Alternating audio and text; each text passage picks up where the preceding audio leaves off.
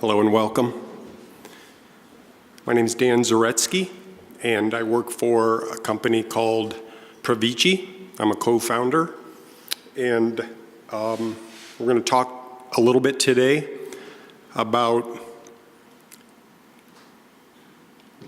a recent go-live that we conducted for a large automobile OEM. And we went live with the initial pilot using Hyperledger very recently, within the last 1 month. And we're here to talk a little bit about what it is that we did and what the results were of our production implementation of a Hyperledger Fabric blockchain. So, a little bit about the contents of the presentation today. So, first of all, before we get into the actual results of the project and share with you some of our findings and lessons learned, let me give you a little bit of background so that you understand what is the system that we're deploying and what are some of the tools and techniques that we used. I'm going to talk a little bit about why we chose to use a permission blockchain, and I'm also going to dare to step my toe into the waters of what is the value of a private or permission blockchain versus a public blockchain. And I'm also going to talk a little bit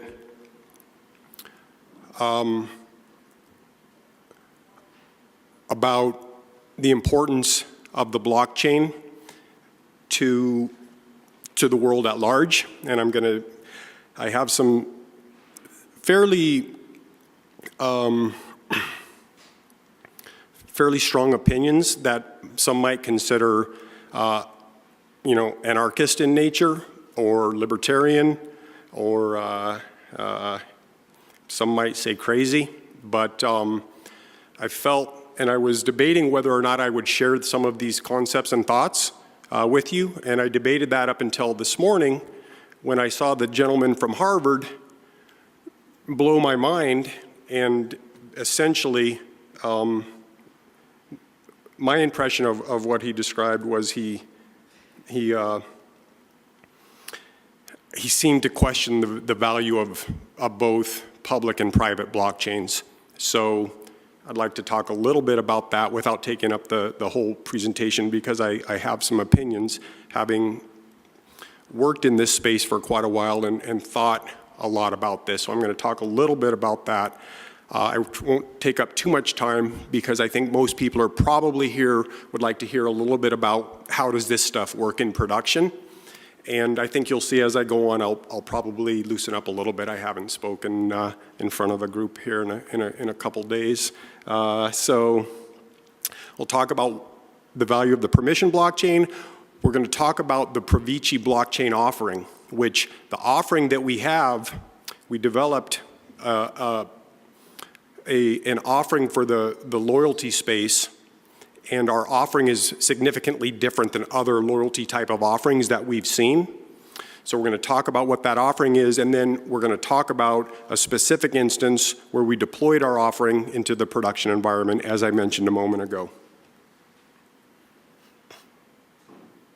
So I'm assuming that everyone here is fairly familiar with the concepts of blockchain, so I won't I'll try not to take too much of a remediation step here, and I'll try to go through this relatively quickly. So I believe that in the world today, we live in what's called a bank-centric transaction model. And without trying to go into too much of the details of this slide, what we're trying to depict here is that in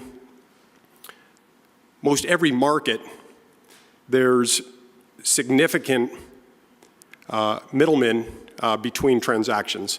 And I think that if you think about it, there's, whether you think of them as banks or payment processors, transaction processors, and the like, but the entire infrastructure that we have in the world today for transacting commerce is a bank-centric transaction model.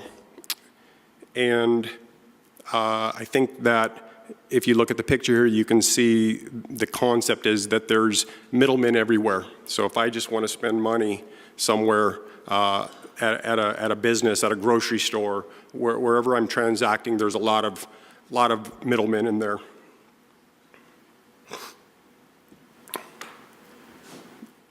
On a blockchain, you guys know how blockchains work, but essentially the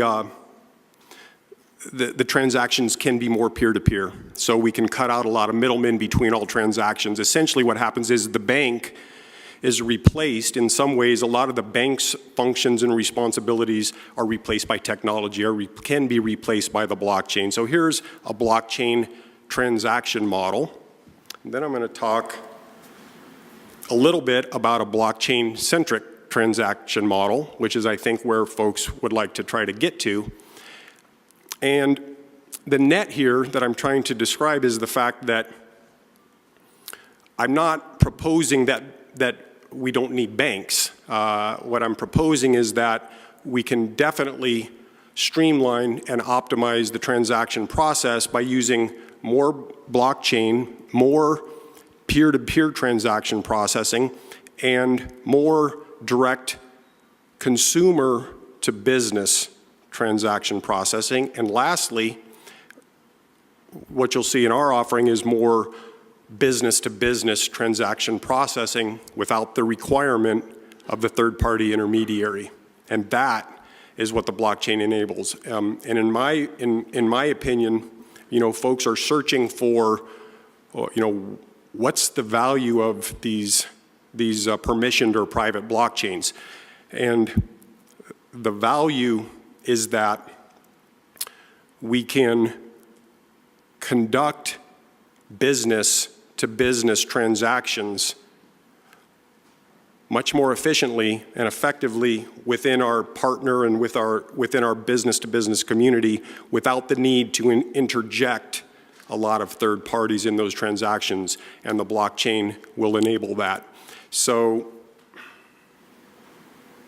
go to this one in a minute here. So what I'm proposing here is that at a high level, the value of a permissioned or private blockchain is that you can establish a blockchain between a cadre of businesses that are already doing business together today. And the example that I'm going to talk about in the loyalty space is the example of, let's say, Southwest Airlines, Marriott hotel chain, and Southwest Airlines, Marriott hotel chain, and Landry restaurant chain. So 3 large corporate entities. And we're proposing that, what I'm proposing is that in the future, the value proposition of private or permission blockchains is that businesses will be able to establish blockchains, shared blockchains amongst themselves, and transact business on a large scale without the need to involve a tremendous amount of financial intermediaries. And the justification in my mind for this movement to this model is the fact that if you look at the last, let's say 30 years, the percentage of the gross global product, or the gross domestic product, if you will, that's allocated to the financial sector has risen significantly. And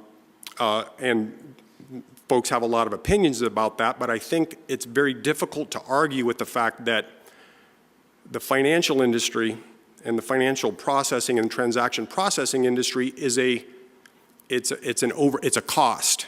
It's a cost center. It's not to companies like airlines and anybody that's producing real goods and services.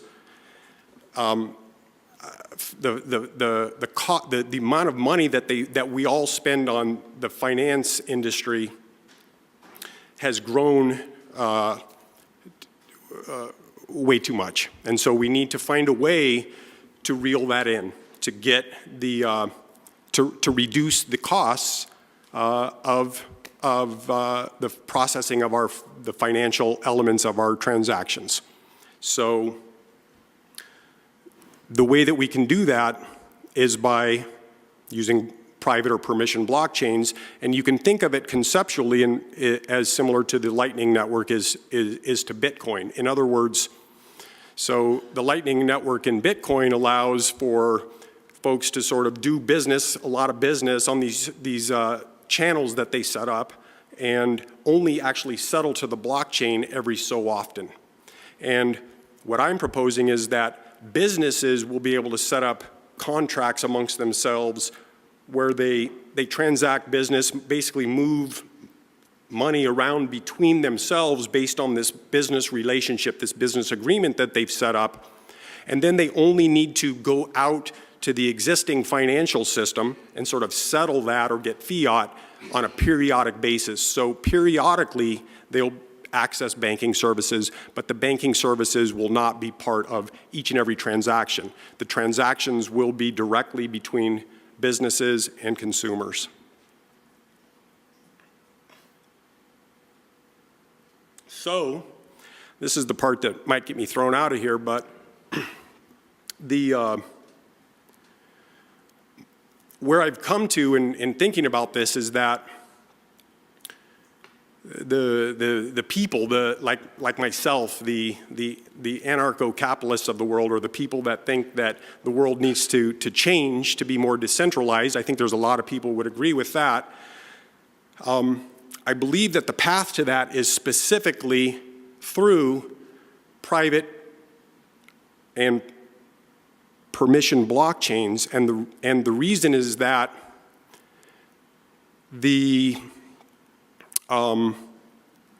there's many large corporations in the world with deep pockets that could easily bank themselves as well. They do not need the financial industry. They do not need to pay the vast amounts of money that they do today. So by allowing these large and deep-pocketed companies like the Amazons and the Apples and the Googles of the world to sort of be able to be self-banked will be a strong driving force towards reducing the inappropriate amount of money that's being spent in the financial sector. So to say it simply, the reason that I'm excited about permission blockchains like Hyperledger is that hopefully we're going to be able to use the power of these blockchains along with the non-financial corporations, all the corporations where the finance sector is a cost to them, they're going to be able to use the blockchain to become much more efficiency and drive out a lot of costs that they currently have in their transaction processing costs. So let's talk about the Pravici loyalty blockchain. So I said I was going to talk about how the Pravici offering is much different than most of the other loyalty offerings that I've reviewed in this space, and it's much different in that it's much simpler. One of the things that we've all seen in the blockchain space for everyone that's paying attention is that there's a lot of big hopes and big dreams and grand visions of how we're going to change the world and make it a better place, and I'm all bought into that. But having lived on this earth for quite a while and worked with humans and large corporations for a long time, I realized that those types of sea changes don't happen overnight, and they typically don't happen by flipping a switch. No one's going to come out with a brand new loyalty blockchain, in my mind, that's going to immediately unseat the hundreds, if not thousands, of large loyalty programs that exist. Moreover, if you think about it, the loyalty world, the loyalty product, if you will, the loyalty ecosystem is not one that naturally lends itself to decentralization. A loyalty program is meant to drive loyalty for your company. So to try to create a loyalty program, a coalition that can span multiple industries and tokens that can be used at various different types of businesses, I'm skeptical that will fly. So there's a lot of competitors that are going after that, and I wish them tremendous success, because we're all trying to get to the same place, which is make the world a better place and make a little bit of money for ourselves as well. So our offering is different in that we're not trying to build a loyalty platform and a loyalty product on the blockchain. It actually doesn't make a lot of sense. And I'm not going to go into too much of the reasons there, but I will talk about the fact that what the Pravici blockchain offering does is it's a blockchain that's grafted to an existing loyalty platform. And in a loyalty platform and a loyalty program, you're all familiar with them, right? If you fly on an airline, you know what I'm talking about. If you stay in hotel chains, you know what I'm talking about. So all of those loyalty programs that you participate in have a loyalty platform. The biggest that I'm aware of as far as enterprise loyalty comes from Oracle's Siebel loyalty product. And my company is somewhat Oracle leaning because of our history. And so Oracle also has another significant loyalty product called the Oracle Loyalty Cloud. So we've focused on grafting our blockchain onto those two existing loyalty platforms. And really quickly, the reason why we're doing it that way is that a lot of people don't know that a loyalty platform does many things besides just sending points around. A loyalty platform is really a customer demographic engine, store. It's a marketing engine. It's a program definition, and it's a behavioral engine. So that when you define rules such as, well, what does it take to become a bronze versus a silver versus a gold member? Those types of tier definitions, all that stuff is defined in these loyalty platforms, and none of that stuff makes sense to be included in a blockchain. So what we've done is taken the asset portion of a loyalty program, which is, in most cases, the points. And we've carved those out. And we've taken the points and the transactions associated with the large existing loyalty program, and we've put those onto the blockchain. The blockchain is the point of truth for the asset balances and the asset movements, the point balances and the point movements, and the existing loyalty system remains the point of truth for the other types of information that's required to run a loyalty program: demographic information, marketing information, tier information, etc. So at a high level, our architecture is, if you look, you can see that in the top right, there's a existing loyalty platform. That's the cloud.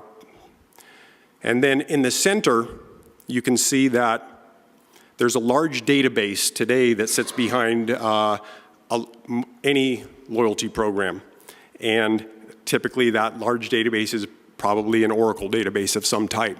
So what we've done is, if you can see the little gold sliver there, we carved that piece out of the database, of the Oracle database, and we put it onto the blockchain. Net, that's all we do. And then our offering includes the creation of the blockchain, the delivery of the middleware that allows the blockchain to communicate with the existing loyalty platform, and any sort of mobile application. The end users need to use something to transfer loyalty points, right? So what we have is really the components that you see listed here on the screen in the bottom. We have a mobile app, which we do not sell. It's a reference app. anybody with an existing loyalty program in the world today, and corporations of the size that we work with, have their own mobile app and have their own loyalty apps. So we simply provide them a reference to be able to incorporate the UI into their existing mobile applications. In the middle, we provide the API layer, and in the left, where it says ADE, what we do is provide the ability for the accruals which take place in the existing loyalty platform to be written to the blockchain. And I'm not going to get into that, but we can talk about that afterwards if you have questions.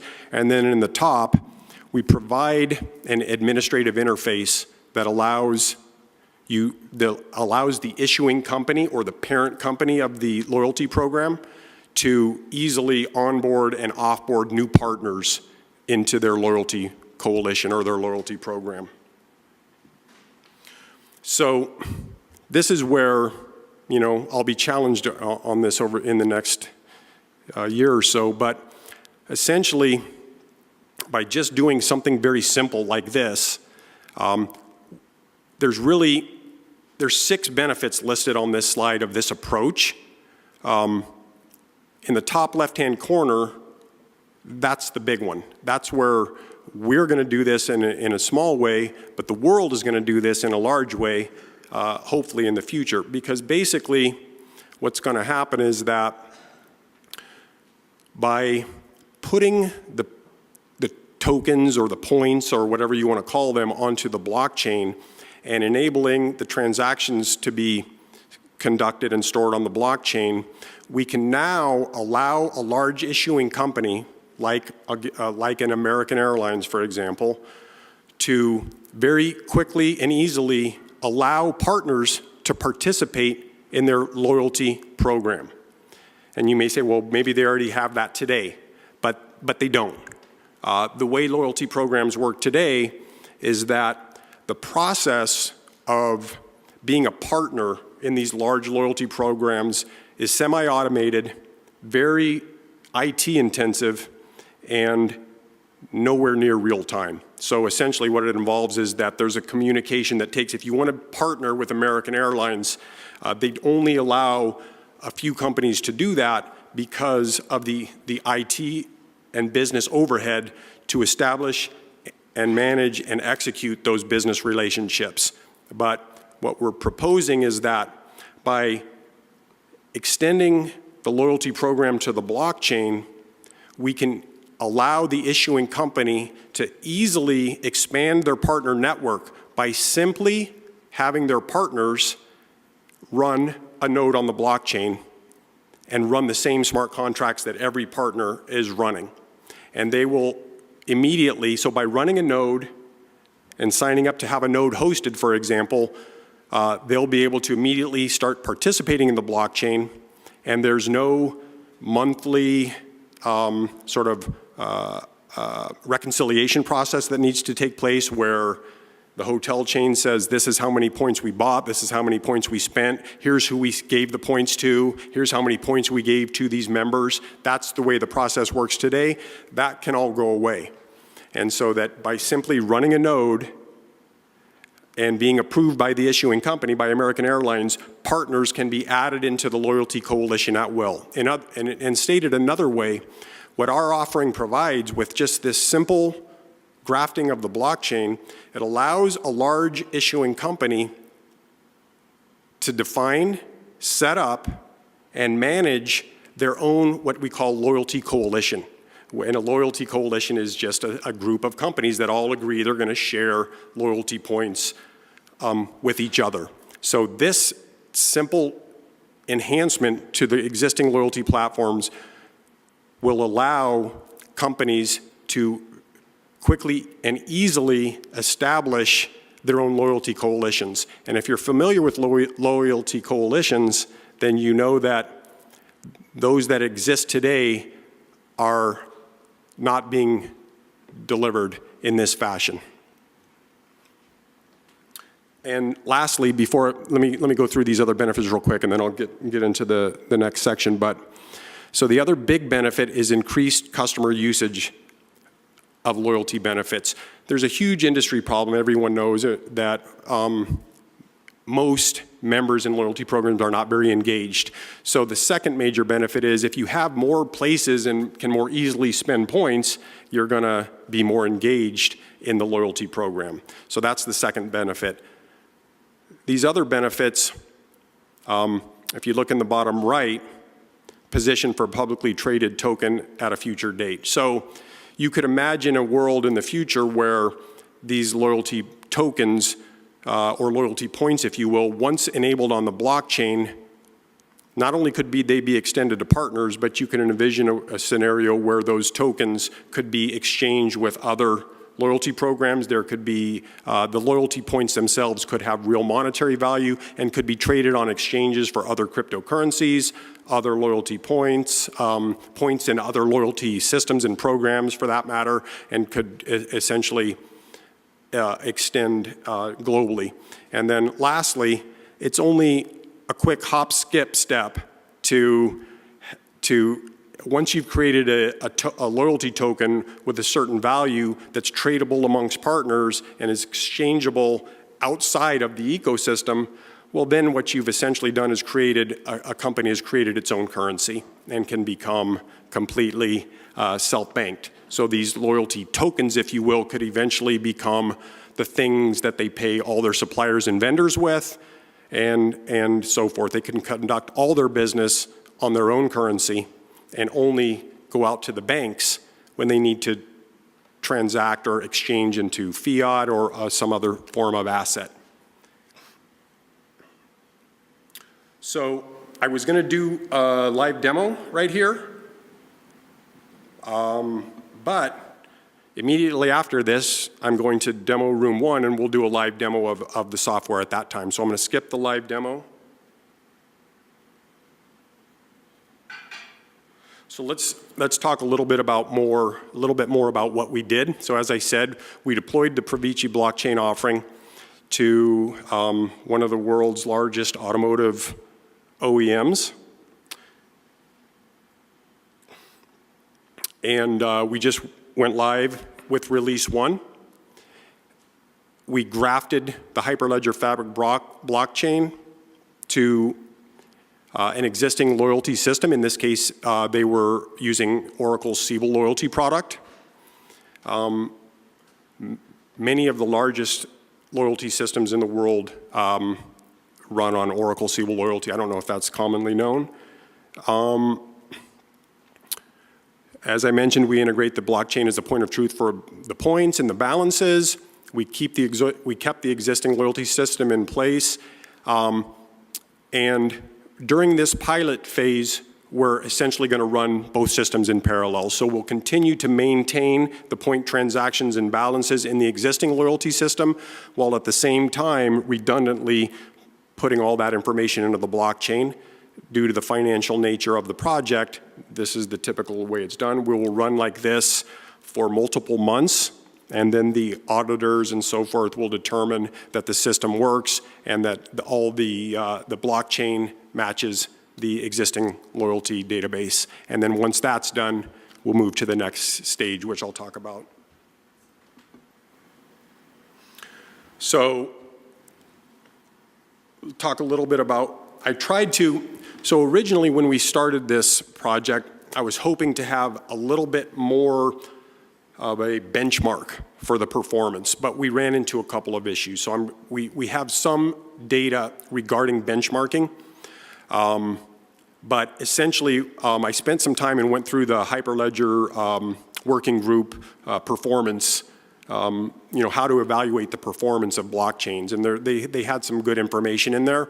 So I'll talk a little bit about that, but we were unable to complete sort of a formal benchmarking of the system per the requirements that the working group gave. So it's more of what we would call a performance evaluation. So the network size was 6 nodes. I'll talk a little bit more about those. We provide the ability to query the blockchain to get historical transactions for loyalty. I'll talk a little bit about the process to read the transactions from the blockchain. The state and the global state is stored in the CouchDB that's shipped with Hyperledger. And all transactions are, the system supports the transferring of points between three main participants: members, partners, treasurer. The treasurer is the wallet of the issuing company.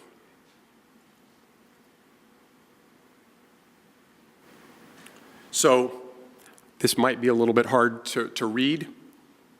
Here's the logical architecture. I think what you can see is essentially we're using very standard approach of containers and completely horizontally scalable by volume. So we started out with 6 nodes, and as we extend and expand the rollout to additional members and additional partners, we'll simply add more nodes.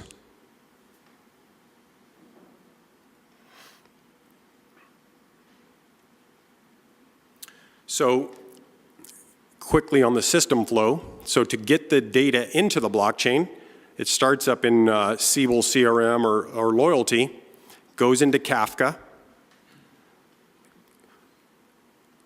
and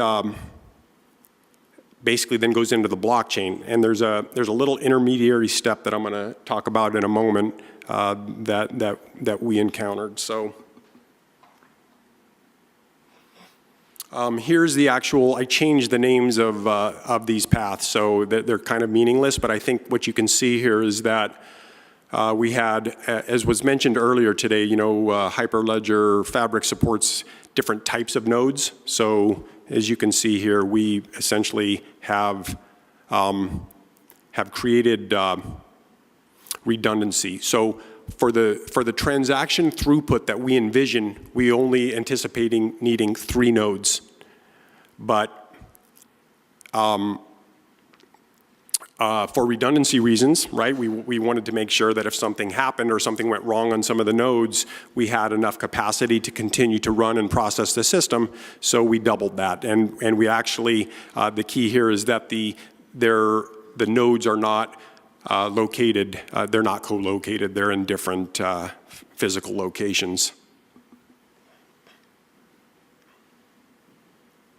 So here's a quick summary of the performance. So we use Fabric version 1.1.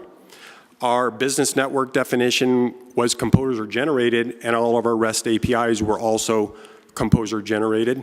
We provided REST APIs to transfer tokens and add participants.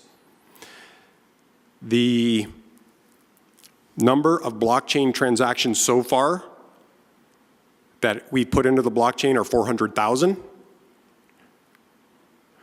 The mechanisms to load transactions is a pull model.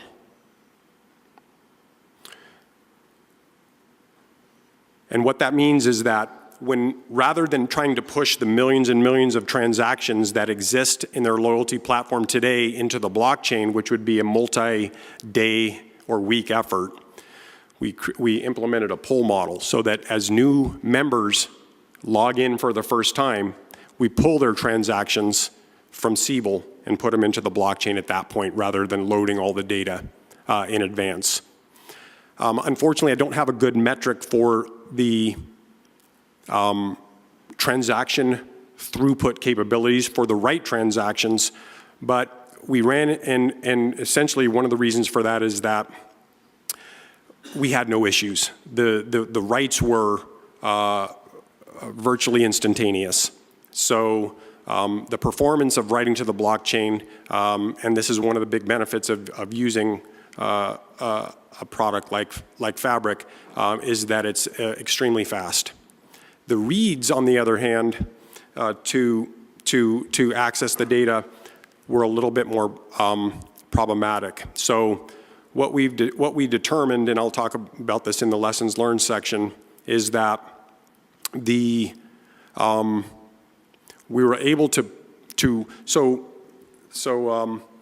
one of the elements of a loyalty program, besides being able to transact points is a lot of people like to do like mundane user activities like, hey, let me look at the history of all my loyalty transactions. Let's make sure that it's accurate. That's a pretty common scenario for a loyalty member to do. And we determined that if a user had 100 transactions historically written into the blockchain, we found that there was not a good way for us to read those transactions quickly from the blockchain. And this is probably, you guys, some of you more experienced guys are probably saying, well, duh, blockchains are not sort of set up to do that.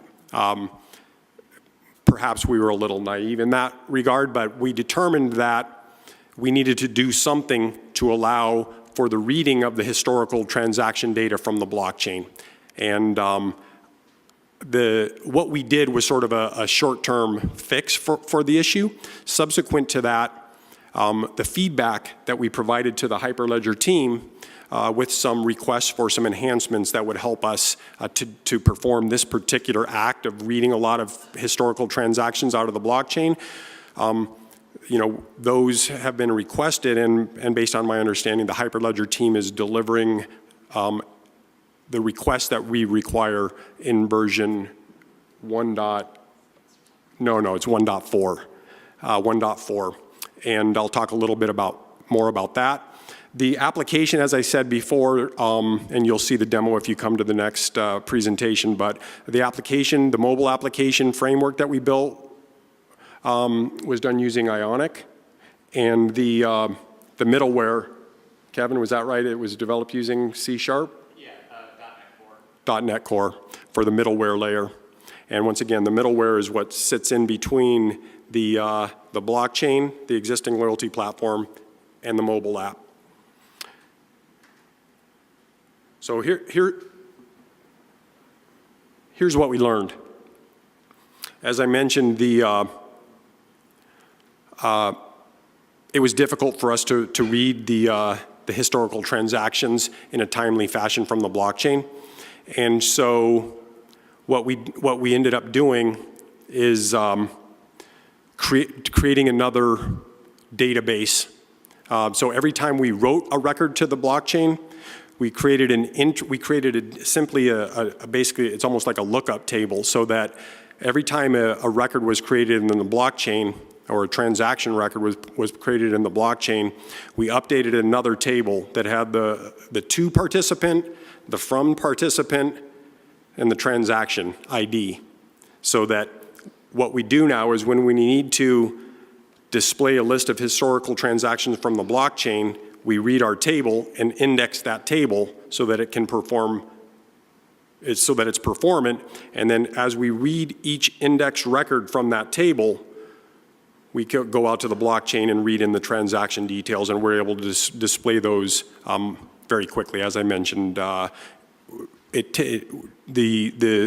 historical transaction detail screen loads in under 2 seconds.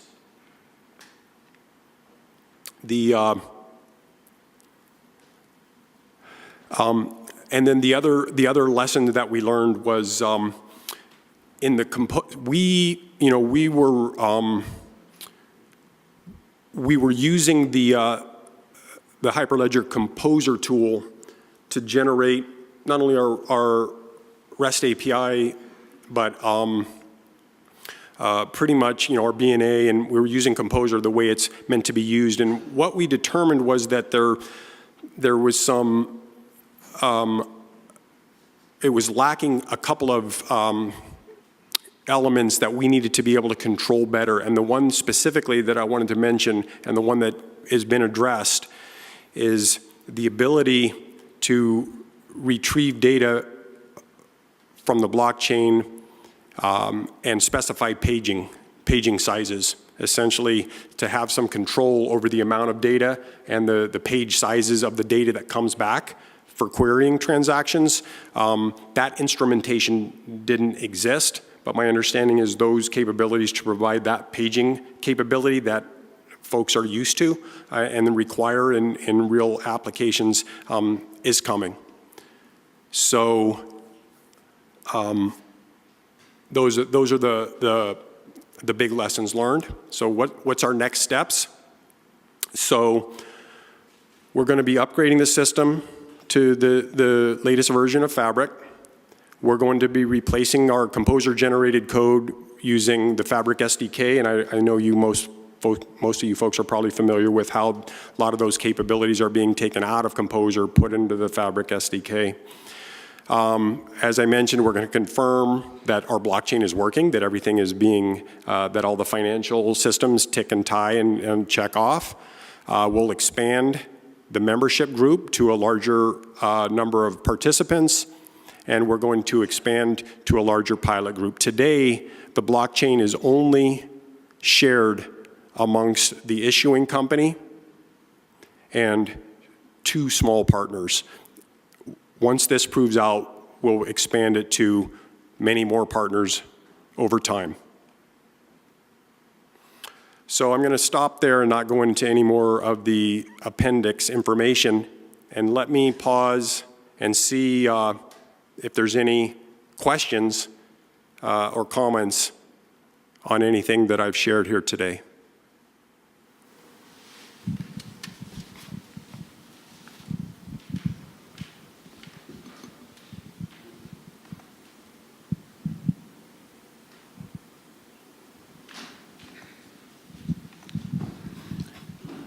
Hi, one question regarding your setup. How many organizations did you specify, and are you using different channels or just one? I'm sorry, could you repeat that again? How many organizations? Yeah, and channels. And channels. We used only one organization, and we used one channel, essentially. Because of the close relationship in this pilot between the issuing company and the partners, there was no need for us to create a separate channel. That's part of the next phase, where when we deploy to less trusted partners of the issuing company that don't have the close business relationship that these existing partners have, then we will deploy that using channels.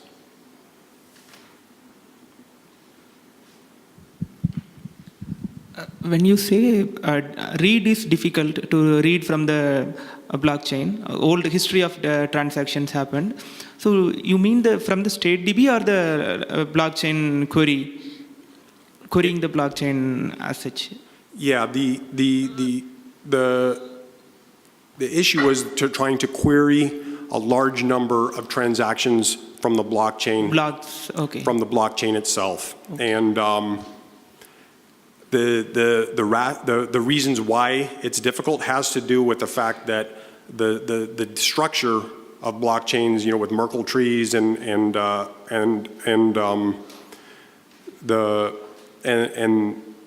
way that the Merkle trees are constructed, it doesn't lend itself well to this type of indexed query. Essentially, you can't index the blockchain to optimize. So essentially, you have to query one transaction at a time.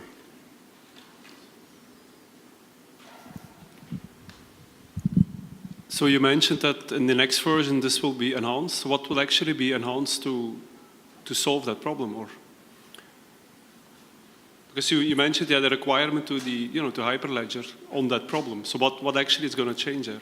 Well, there's a couple different solutions to that. So one is the ability to specify a page size that would allow for a smaller number of records to be requested and delivered more quickly. But the other thing that's taking place, and I don't want to get too much into the market dynamics of this, but multiple vendors have identified this particular sort of, I'll say gap in most blockchain offerings. I think if you saw, I think it was AWS announced recently, Oracle may have announced today, I missed the Oracle presentation, but they're providing essentially what many of these vendors, in my understanding, what they're doing is they're providing a sort of encrypted database that sits alongside the blockchain that does essentially what we kind of built, and that it's a database that is secure and encrypted, but that it will support the type of indexing and querying that are needed by sort of the applications that users need to interact with. So my understanding is that there's companies that are solving this by delivering with the blockchain, sort of another node, if you will, like it's the querying node, and it has a database on it that is driven, the data in it is driven by the data or matches exactly the data that's in the blockchain, so that you can direct these types of activities, non-writes, index-based queries to this secure database that is basically kept in sync by the system with the blockchain itself. And I'm not the expert in who all's delivering capabilities in that space, but my understanding is they're imminent. I think Hyperledger might also be including a similar type of capability. I think I've been given the universal symbol for shut up. No, just kidding. It was for we're out of time. I'm heading over to demo room 1. If you want to just see I think a lot of times it'll help if I just show you what the thing does. I'll take 15 minutes over in demo room 1, and happy to show the software and hang out afterwards and answer any more questions if they come up. Thank you very much.